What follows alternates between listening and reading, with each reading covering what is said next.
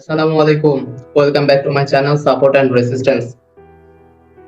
বেশ কিছুদিন যাবৎ গরম পড়ার পরে আমাদের দেশের উপর মহান আল্লাহ তাআলার রহমত বর্ষিত হচ্ছে এবং যার ফলে মোটামুটি আমাদের চারপাশের পরিবেশটা যথারীতি ঠান্ডা। আমি আশা করি প্রত্যেকে ভালো আছেন এবং প্রত্যেকের ট্রেডিং লাইফটা অনেক সুন্দর এবং প্রফিটেবল চলতেছে। তো আমরা সাধারণত মার্কেটে যখন ট্রেড করে থাকি, মার্কেটে ট্রেড করা অবস্থাতে আমাদের কয়েকটা বিষয় আমরা ছোটখাটো ভুল করে থাকি।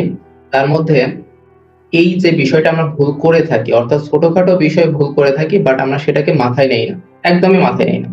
তো মাথায় না নেওয়ার কারণটা হচ্ছে যে আমরা ভাবি যে ট্রেডিংটা খুবই কঠিন, খুবই স্ট্রিক্ট, এই লাইনে থাকতে হবে, আমাদেরকে খুব সিরিয়াস থাকতে হবে এবং সব থেকে বড় বড় টপিক, বড় বড় বিষয়গুলো আমরা জেনে রাখি, কিন্তু ছোট ছোট বিষয়ে আমাদের ধারণা খুবই কম থাকে। এবং সবসময় মনে রাখবেন যে ট্রেডিংটা হচ্ছে সূক্ষ্ম সূক্ষ্ম বিষয়ের সংমিশ্রণ। আপনি সূক্ষ্ম সূক্ষ্ম বিষয় খুব ভালো জানবেন, খুব ভালো পারবেন, তাহলে আপনার ট্রেডিং লাইফটা অনেক সুন্দর হবে, অনেক স্মুথ হবে। দেখেন, সবসময় মনে রাখবেন, মানুষ কিন্তু বড় বড় পাহাড়ে ধাক্কা খেয়ে কিন্তু পড়ে না। মানুষ সাধারণত ছোট ছোট পাথরে বা ছোট ছোট টিলাতে কিন্তু ধাক্কায় খেয়ে খেয়ে কিন্তু মানুষ আহত, নিহত হয়ে থাকে। তো আমরা আমাদের ট্রেডিং লাইফটাকে বেশি স্মুথ করার জন্য সাধারণত যেই জিনিসগুলো এপ্লাই করে থাকি, সেই জিনিসগুলোর পাশাপাশি এমন একটা টপিক আছে, এমন একটা সাবজেক্ট আছে যে বিষয় সম্পর্কে আমাদের ধারণা থাকা আবশ্যক। আমি জানি না আপনারা এই বিষয়টা নিয়ে কতটা আগ্রহীশীল বা আপনারা এই বিষয়টা কতটুকু জানেন। তবে আমি বলবো, একজন ট্রেডার হিসেবে আপনাকে এই বিষয়টা খুবই ভালোভাবে আপনাকে অনুধাবন করতে হবে এবং জানতে হবে।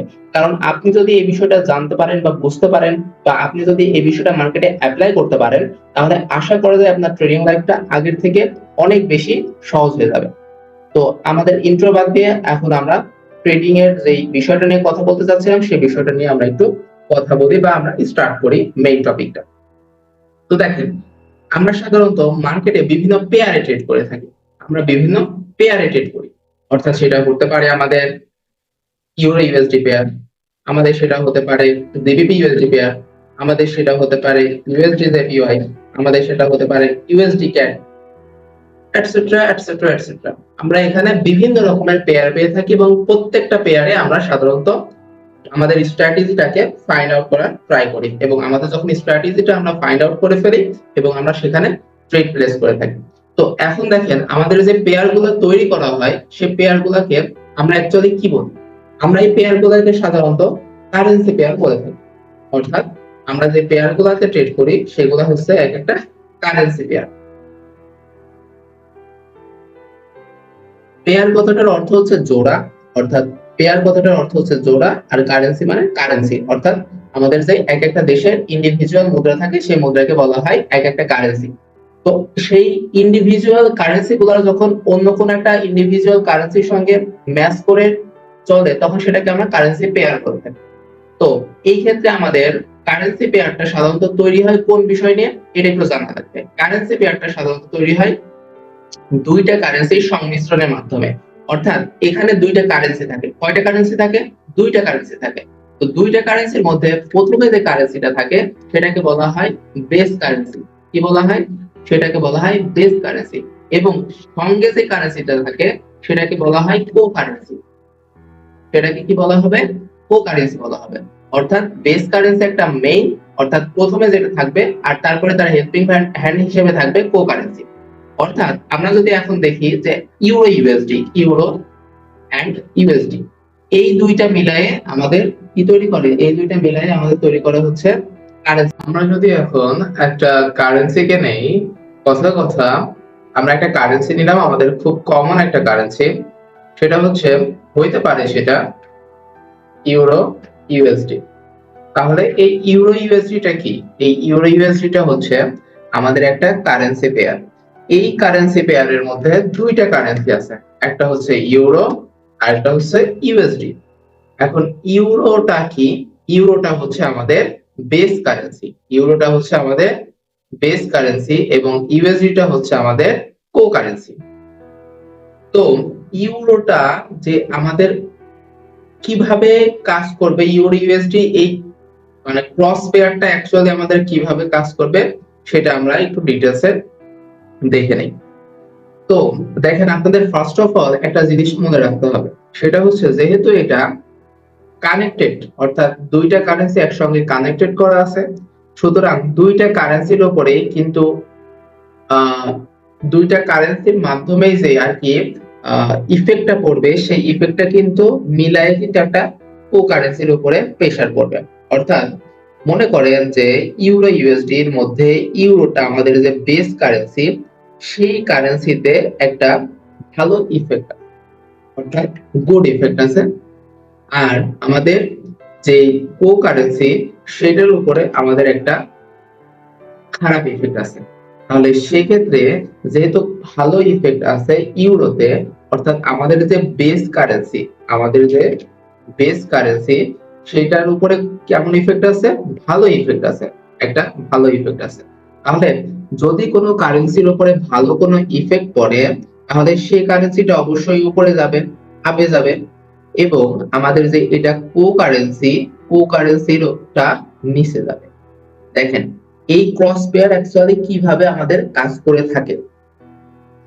যদি আমাদের কোন একটা ক্রস পেয়ারের মধ্যে যার বেস কারেন্সিটা ভালো আছে, অর্থাৎ বেস কারেন্সিটা ভালো আছে বলতে বোঝাচ্ছে যে সেই বেস কারেন্সিটা এখন আপে যাওয়ার অবস্থা তৈরি করছে, সেন্টিমেন্টাল, ফান্ডামেন্টাল এবং টেকনিক্যাল থেকে শুরু করে সকল প্রকারের অবস্থার উপর ডিপেন্ড করে এটা এখন উপরে যাওয়ার কথা বলছে, তখন এই বেস কারেন্সি যদি আপে যায়, তাহলে তার যে কো কারেন্সি থাকবে সেই কারেন্সিটা ডাউনে যাবে।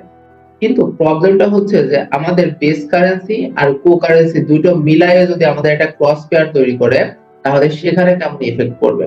সবসময় মনে রাখবেন যে বেস কারেন্সি যেইটা বলবে মার্কেট সেটাই করবে, বেস কারেন্সি যা বলবে মার্কেট সেই অনুসারে চলবে। অর্থাৎ কোন একটা কারেন্সি পেয়ারের মধ্যে যদি বেস কারেন্সিটার ইফেক্ট ভালো থাকে, বেস কারেন্সিটার ইফেক্ট যদি ভালো থাকে, আর যদি কো কারেন্সির ইফেক্টটা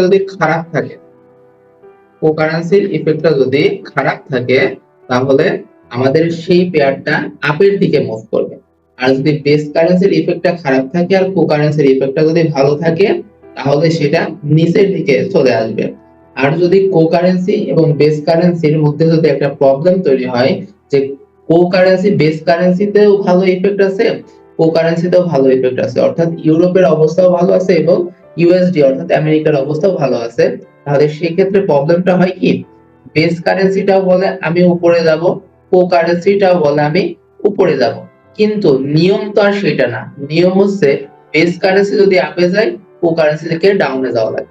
তাহলে এখানে এই যে প্রবলেমটা তৈরি হয় যে কো কারেন্সি এবং বেস কারেন্সি দুইটাই বলছে আমি এখন আপে যাব, তখন মার্কেট নির্দিষ্ট এরিয়ার মধ্যে অবস্থান করে, নির্দিষ্ট একটা এরিয়ার মধ্যে বারবার মার্কেট ঘোরাফেরা করে, এটাকে তখন বলা হয় রেঞ্জিং মার্কেট। এটাকে তখন কি বলা হবে?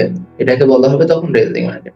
দেখেন আমি এতক্ষণ ধরে যা কিছু বললাম সেটা মূলত আমাদের মার্কেটে ঢুকে মার্কেটটারে অ্যানালাইসিস করার জন্য ট্রেড নেওয়ার আগ মুহূর্তের এই বিষয়গুলা আমাদের মাথায় রাখতে হবে প্রত্যেককে, অর্থাৎ যারা বাইনারি ট্রেডার আছেন, যারা ফরেক্স ট্রেডার আছেন, তাদের প্রত্যেকের জন্য এই বিষয়টা মাথায় রাখতে হবে। তবে আমি এখন যে বিষয়টা আপনাদের সঙ্গে আলোচনা করব সেটা টোটালি বাইনারি ট্রেডারদের জন্য।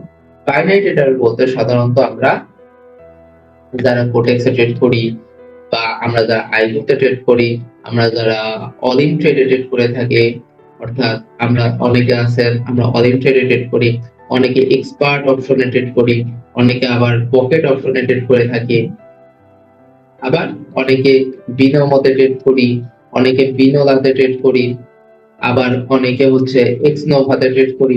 তো দেখেন বাইনারি ব্রোকারের মধ্যে অনেকগুলা ব্রোকার আছে, তার মধ্যে আমরা কোটেক্সটা খুব famous, IQ Option, Olymp Trade, Expert Option, Pocket Option, Binomo, বিনোলা, এক্স নোভা, এরকম অনেকগুলা কিন্তু বাইনারি অপশনের ট্রেড করার মতো প্ল্যাটফর্ম আছে। তো যারা বাইনারি অপশনে ট্রেড করে থাকেন তাদের জন্য এই ক্রস পেয়ার অর্থাৎ এই কারেন্সি পেয়ারের বিষয়টা আমরা কিভাবে মাথায় রাখবো। তো আমরা সাধারণত দেখব যে মার্কেটের মধ্যে আমরা যে সকল মার্কেটগুলো সিলেক্ট করব, সেই সকল মার্কেটগুলোর মধ্যে ক্রস পেয়ার বা বেস পেয়ার আমরা একই রাখবো না। অর্থাৎ কথাটা বুঝতে পারেন নাই, আমি আবার বলতেছি, ক্রস পেয়ার আর বেস পেয়ার আমরা সাধারণত একই রাখবো না। আমরা সাধারণত ক্রস পেয়ার আর বেস পেয়ারের ক্ষেত্রে ভিন্নতা বজায় রাখবো। যেমন যেমন হচ্ছে দেখেন ইউরো ইউএসডি, জিবিপি ইউএসডি, আবার আমরা বলতে পারি এনজেডডি ইউএসডি। আমরা এই তিনটা পেয়ারের মধ্যে কি দেখছি? আমরা এই তিনটা পেয়ারের মধ্যে দেখেন এই যে আমাদের যে কো কারেন্সি সেটা এই তিনটা পেয়ারের মধ্যে কিন্তু একই, অর্থাৎ তিনটা পেয়ারের মধ্যে যে কো কারেন্সি সেই তিনটা কিন্তু একই কো কারেন্সি। অ্যাজ এ রেজাল্ট প্রবলেমটা কি হবে? প্রবলেমটা হবে আপনি যখন আপনার ট্রেডিং প্ল্যাটফর্মে এখানে মনে করেন আপনি ইউরো ইউএসডি সিলেক্ট করলেন, এখানে আপনি জিবিপি ইউএসডি সার্চ সিলেক্ট করলেন, এখানে আপনি এনজেডডি ইউএসডি সার্চ সিলেক্ট করলেন। এখন এখানটা তিনটারই কো কারেন্সি একই, তার মানে তিনটা মার্কেটই আপের দিকে যাবে, তিনটা মার্কেটই আপের দিকে ধাবিত হবে মনে করেন। অথবা এদের তিনটার মধ্যে যদি কেউ নিচের দিকে ধাবিত হওয়া শুরু করে তার মানে তিনটাই নিচের দিকে ধাবিত হবে। তাহলে তিনটাই যদি নিচের দিকে ধাবিত হয় বা তিনটাই যদি উপরের দিকে ধাবিত হয় তাহলে প্রবলেমটা হবে কি জানেন? প্রবলেমটা হবে আপনারা যখন তিনটা মনে করেন এই তিনটা মার্কেটে আপনারা ট্রেড করছেন, কোনো একটা মার্কেটে আপনারা আপের জন্য ট্রেড নিলেন এবং দেখলেন যে সেম টু সেম একই পজিশনের ট্রেডটা আপনারা জিবিপি তেও পেয়ে গেলেন, এনজেডডি তেও পেয়ে গেলেন, অর্থাৎ ইউরো ইউএসডি তে একটা সেটআপ হইছে, ট্রেড নেওয়ার মতো একটা সেটআপ হইছে এবং সেই সেটআপ অনুসারে আপনারা জিবিপি ইউএসডি তেও ট্রেড পেয়ে গেলেন, এনজেডডি ইউএসডি তেও ট্রেড পেয়ে গেলেন। তার মানে আপনারা একই ক্ষেত্রে কয়টা ট্রেড পাইলেন? তিনটা ট্রেড পাইলেন। এখন আপনারা যদি তিনটা জায়গাতেই ট্রেড প্লেস করেন, যদি লাভ হয় তাহলে তো আলহামদুলিল্লাহ, কিন্তু যদি লস হয় তাহলে আপনার তিনটা ট্রেডই একই সঙ্গে লস হবে। তাহলে একটা বড় একটা ক্ষতির সম্মুখীন হইলেন না আপনি? অবশ্যই একটা ক্ষতির সম্মুখীন হইলেন। এই জন্য সবসময় চেষ্টা করবেন যে আমি এমন এমন কিছু পেয়ার সিলেক্ট করে রাখবো, আমি 5 থেকে 6টা পেয়ার সিলেক্ট করব, কিন্তু তাদের কো কারেন্সি এবং বেস কারেন্সিটা যেন একটু ভিন্ন ভিন্ন হয়।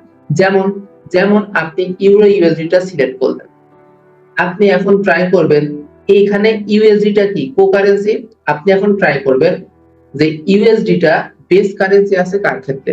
যেমন ইউএসডি ক্যাড এর ক্ষেত্রে আছে, ইউএসডি জেপিওয়াই এর ক্ষেত্রে আছে, ইউএসডি সিএসএফ এর ক্ষেত্রে আছে। এইগুলা হচ্ছে আমাদের কি এখানে ইউএসডি টা কোন কারেন্সি, এখানে ইউএসডি টা বেস কারেন্সি হিসেবে। তাহলে এখানে ভিন্নতা হবে কি?